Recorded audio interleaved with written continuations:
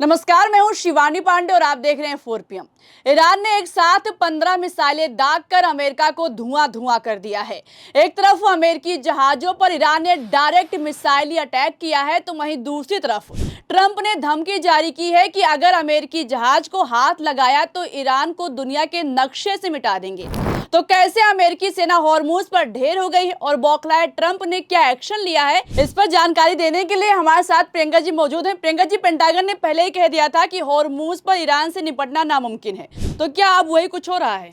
जो हो रहा है शिवानी, वो सोच से भी ज्यादा खतरनाक है। मतलब जिस अमेरिकी वॉरशिप पर हजारों की तादाद में अमेरिकी सैनिक तैनात हैं, उस पर ईरान ने जब डायरेक्ट मिसाइलों से हमला कर दिया है तो ये इंटरनेशनल मुद्दा बन गया है। खबर निकलकर सामने आई है कि पहले तो ईरान की तरफ से अमेरिका को स्टेट ऑफ हॉर्मुज पर चेतावनी जारी की गई, लेकिन इसके बावजूद भी जब अमेरिकी वॉरशिप ने हॉर्मुज को पार करने की कोशिश की है तो IRGC की तरफ से एक नहीं बल्कि 2 मिसाइलों को अमेरिकी वॉरशिप पर दाग दिया गया है। ये बहुत बड़ी खबर है और इस खबर के सामने आने के बाद इतना तो साफ हो चुका है कि ईरान अब सुपर पावर मुल्क बन चुका है। मतलब जब किसी जहाज पर अमेरिका का झंडा लग जाता है शिवानी, तो नजरें उठाकर नहीं देखते हैं छोटे मुल्क, लेकिन यहाँ पर तो हॉर्मुज पर मिसाइलें दागी जा रही है। वीडियो सोशल मीडिया पर वायरल है। दावा किया जा रहा है कि अमेरिकी वॉरशिप ने स्टेट ऑफ हॉर्मुज को पार करने की कोशिश की,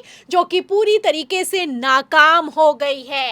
ये इंटरनेशनल फजियत है अमेरिका की। आपको बता दें कि पेंटागन ने पहले कह दिया था कि हॉर्मुज पर ईरान से निपटना इतना आसान नहीं होगा, लेकिन फिर भी डोनाल्ड ट्रंप ने किस तरीके से ईरान के स्टेट ऑफ हॉर्मुज पर नाकेबंदी लागू कर रखी है आप जानती हैं। फिलहाल अब ये नाकेबंदी ईरान की चल रही है या फिर कि अमेरिका की लेटेस्ट खबर से आप अंदाजा लगा सकती हैं। एक तरफ ईरानी मीडिया से लेकर IRGC ने दावा किया है कि उसने अमेरिकी सेना को पीछे खदेड़ दिया है, तो वहीं दूसरी तरफ अमेरिका बेइज्जती से बचने के लिए खबर को छुपाने और दबाने में लगा हुआ है।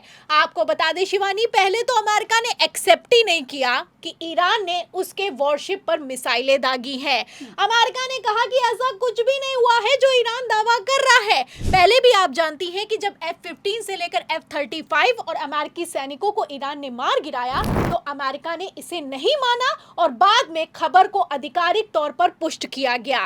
फिलहाल अब वही कुछ होता हुआ नजर आ रहा है।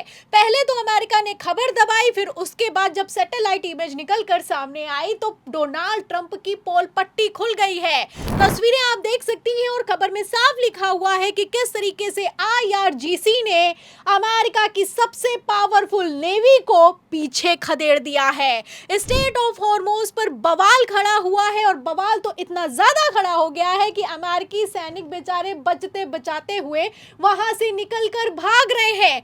आपको बता दें शिवानी, जो सबसे ताकतवर इनका शिप है MQ-4C, उसने तो अपना ट्रांसपोंडर्स तक बंद कर दिया है। मतलब किसी तरह के कोई सिग्नल नहीं आ रहे हैं। एक तरफ सिग्नल बंद हुए हैं, दूसरी तरफ अमेरिकी नेवी की हालत खराब दिखाई दे रही है। ये अपने आप में बहुत बड़ी बात है कि ईरानी मिसाइलों के आगे अमेरिकी सेना स्टेट ऑफ हॉर्मुज पर सरेंडर हो गई है। जब से ये खबर निकलकर सामने आई है तब से डोनाल्ड ट्रंप बौखला रहे हैं। पहले तो एक्सेप्ट करने के लिए नहीं तैयार थे और अब कहना है, चेतावनी जारी कर दी गई है डोनाल्ड ट्रंप की तरफ से, बाकायदा धमकी दी गई है ईरान को कि अगर हाथ लगाया अमेरिकी जहाजों को तो ईरान को दुनिया के नक्शे से मिटा देंगे।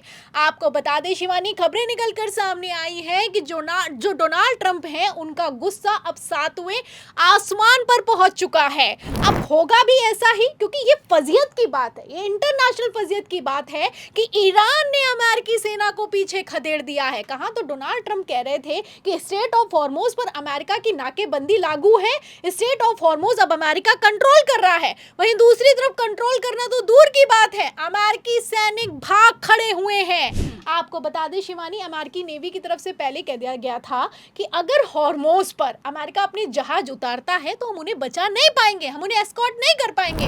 लेकिन फिर भी डोनाल्ड ट्रंप ने नाकेबंदी स्टेट ऑफ हॉर्मुज पर लगाई। हजारों की तादाद में अमेरिकी सैनिकों को स्टेट ऑफ हॉर्मुज पर तैनात किया गया और अब उन्हीं सैनिकों की जान खतरे में आ गई है।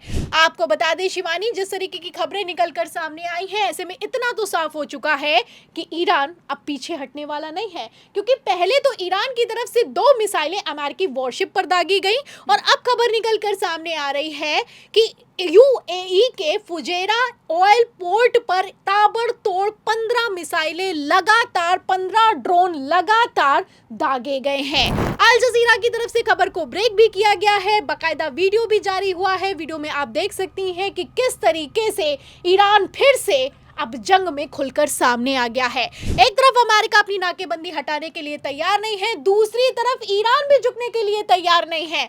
ईरान ने यूएई पे अटैक किया है, ईरान ने अमेरिकी वॉरशिप पर अटैक किया है और इसके बाद से अब डोनाल्ड ट्रंप को कायदे से तो ईरान पर अटैक कर देना चाहिए, ईरान के वॉरशिप पर अटैक कर देना चाहिए, लेकिन ऐसा कुछ भी नहीं हुआ है।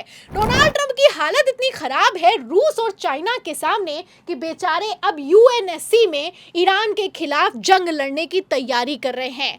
आपको बता दें शिवानी, पहले यूनाइटेड नेशन में अमेरिका की तरफ से प्रस्ताव लगाया गया कि स्टेट ऑफ हॉर्मोज को जैसे ईरान कंट्रोल कर रहा है, ऐसे हालातों में दूसरे देशों को मिलकर ईरान पर अटैक करना चाहिए और स्टेट ऑफ हॉर्मोज को खाली करवाना चाहिए। लेकिन यहाँ पर रूस और चाइना की तरफ से वीटो लगा दिया गया। रूस और चाइना ने कहा कि पूरा हक है ईरान को स्टेट ऑफ हॉर्मोज को कंट्रोल करने का। फिलहाल यूनाइटेड नेशन में तो डोनाल्ड ट्रंप फंस गए, हार गए। अब वही जंग यूएनएससी में होने वाली है, यानी कि संयुक्त राष्ट्र सुरक्षा परिषद में अब डोनाल्ड ट्रंप की तरफ से अपील लगाई गई है। तो आप समझ सकती हैं कि डोनाल्ड ट्रंप के बस का कुछ नहीं है, सिर्फ गीदड़ भभकी देते हुए नजर आ रहे हैं। कहना है कि नामो निशान मिटा देंगे, लेकिन नामो निशान मिटाने के लिए अभी तक फिलहाल ईरान पर किसी तरह का कोई अटैक अपडेट नहीं किया गया है। उल्टा डोनाल्ड ट्रंप की हालत खराब दिखाई दे रही है। आपको बता दें शिवानी, पहले भी जब ईरान की तरफ से अमेरिका के सबसे पावरफुल F-15 और F-35 को मार गिराया गया था, तब आप जानती हैं कि किस तरीके से डोनाल्ड ट्रंप व्हाइट हाउस की मीटिंग में बौखला रहे थे, चीख रहे थे, चिल्ला रहे थे, जिसके बाद उन्हें मीटिंग से बाहर कर दिया गया।